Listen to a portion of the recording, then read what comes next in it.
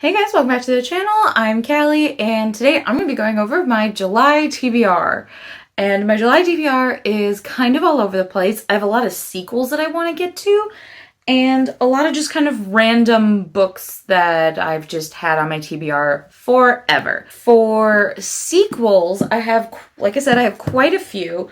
The biggest two that I have is A Game of Retribution by Scarlett and Clair and Glow by Raven Kennedy. Now, I want to get to these earlier in the month rather than later because I am meeting both of these authors at a Polycon, and I like to be able to have read all the books that I'm getting signed. I am currently re-listening to the entire Hades and Persephone saga by Scarlett and Clair. I just started A Touch of Ruin, so once I finish that, I will pick up A Game of Retribution, since A Game of Retribution follows Hades' perspective through A Touch of. With Glow, I probably won't reread the entire series because I just read it and I have a relatively good memory going into this one. This one is a bit longer, so I may space this out or I may binge it in a day. There is no in between. The other sequel that I immediately went and grabbed as soon as I finished book one is The Genesis Wars by Akemi Bowman.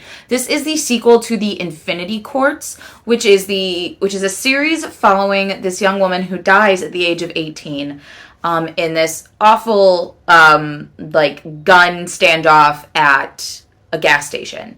And it is following her in the afterlife, where essentially the afterlife has been taken over by this world Siri, who is making humans be punished for how they treated all robots and AI in their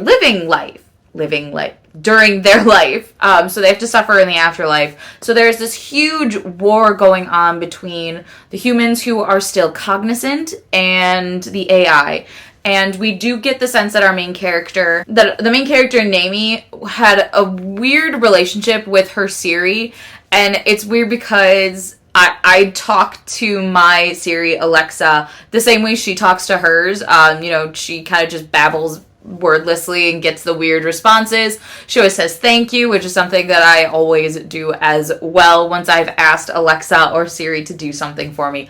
Overall, this is such a unique concept, and it was done really, really well, so I am very excited to jump into this sequel. Now for just my top 5 books that I am excited that are on my TBR for this month that I really want to get to is The Wrath and the Dawn by Renee, Ahdieh. Now, I have had a hit or a miss with this author. I adore her The Beautiful series. I've read the first 2 books of that, and I loved it.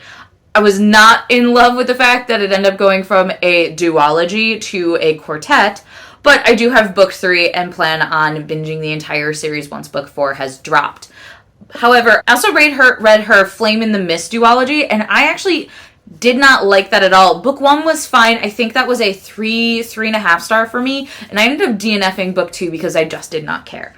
But I've heard that this is one of her best duologies, and it is on the older side of the YA spectrum, so I'm really excited. This is a retelling of 1001 Arabian Nights, where our main female character, her job is to seduce and marry the Sultan, and all the other wives have not made it past one day, and she wants to avenge her friend.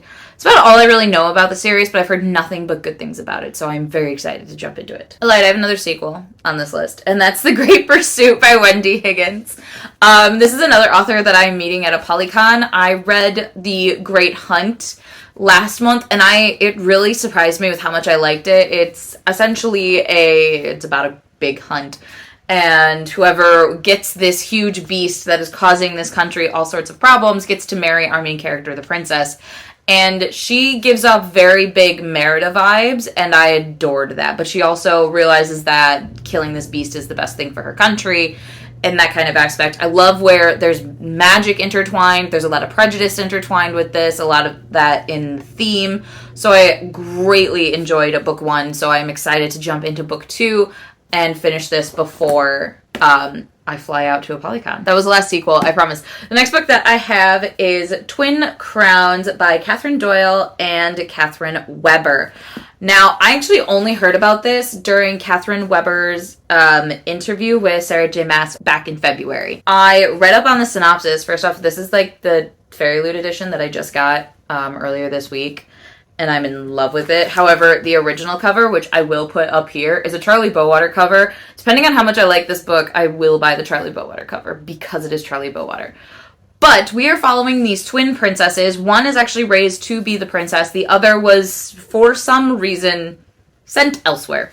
So the sent elsewhere twin kidnaps her sister and trades places with her so that she can take back her kingdom and revenge on their parents.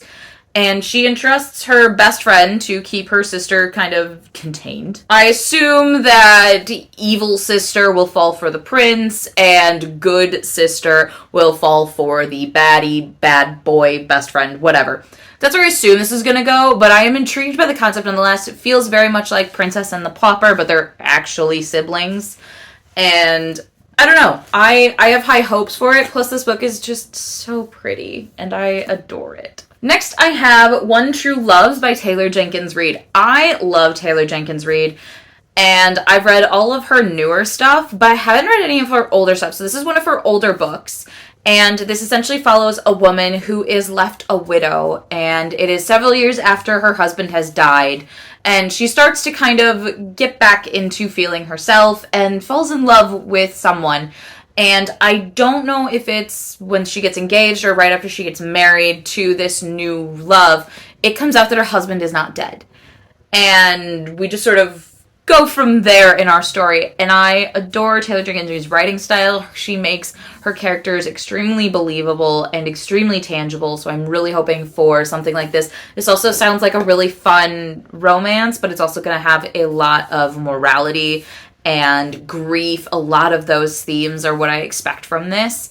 So this is one of the first ones where it's not following a famous person, so I'm intrigued to see how she does writing for that as well. The last book that I have on this kind of tailored TBR list, I didn't feel like giving my entire TBR for the month just because it's so long. My TBRs are usually about 20-ish books long. So, the last physical book that I have on my TBR is The Bone Season by Samantha Shannon. I've been wanting to read Samantha Shannon for so long. I own this book and I own Priory of the Orange Tree, which is another book I haven't gotten to. Before I dive into the monstrosity that is Samantha Shannon, I figured I'd start with her not as monstrosity of a book series. I know the series is still going. I think it's on like book 4 or 5 at this point, but I actually have no idea what this is about, but I've heard it's phenomenal. And I think I got this at half price for like $5. So I'm excited to get to it. I haven't read a good adult fantasy in a couple of months, and I need that itch scratched. Now, those are my physical TBR. I have a couple on my ebook that I'm going to include in this list. The first one being Twisted Love by Anna Huang. This is a romance that I've just been seeing everywhere on TikTok. I've heard this series is just such a great romance. It's a brother's best friend trope, grumpy sunshine. I'm actually reading it right now. I'm about halfway through. It gives off like almost mafia boss vibes, and I'm very much into it. So really excited to check this one off my list and then read the entire series afterwards, because of course I would. The next one that I have is the Vortex Visions series by Elise Kova.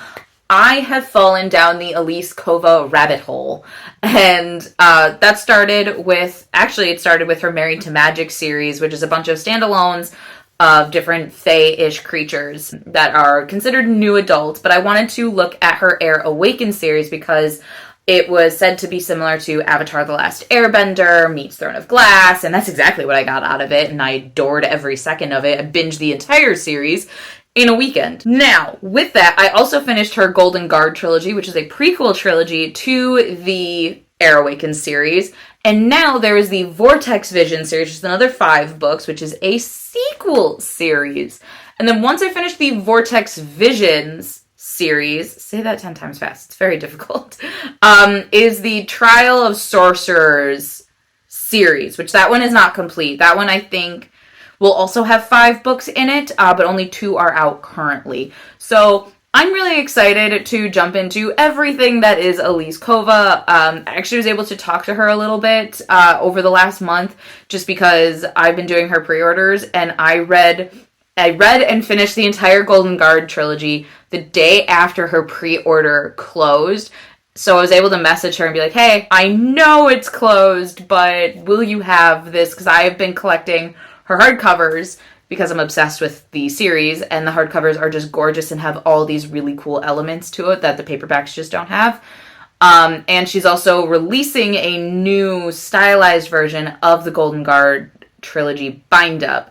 So I wanted to know if that was going to be available, and she said it was. It may or may not, but she will tack me down for a copy, which will just be with the rest of my pre-orders. So that was really cool of her, and I was really excited to kind of have a chat with her about it. Just like kind of a fun author moment that I was able to have. So that's going to be it for my July TBR. I'm hoping to get through my physical TBR before I go to a Polycon, because I don't think I'll be doing a lot of reading while at a Polycon. I'll be too busy fangirling and doing other things. So we actually get there on Thursday, and we're really excited. We only have the general tickets, which I think are called Deity. I think they're the Deity. It's the third level. We only get to be there on the Saturday to do all the fun stuff. Either way, we're really excited, but we're going to go and find a couple of indie stores. There's also a couple of groups that Sarah and I are a part of that are doing small meetups during a Polycon for people who don't have the Titan or Poly tickets. And we're really excited for that. I've already tried to pack a suitcase for the trip, and it's going poorly. So either way, we're really excited to go to a Polycon later this month, and just have a good time and have a vacation. But either way, that's going to be it for today's video. Please like, comment, subscribe to our channel. We post videos every Tuesday, Thursday, with the occasional Sunday, and I'll see you guys in our next video. Bye!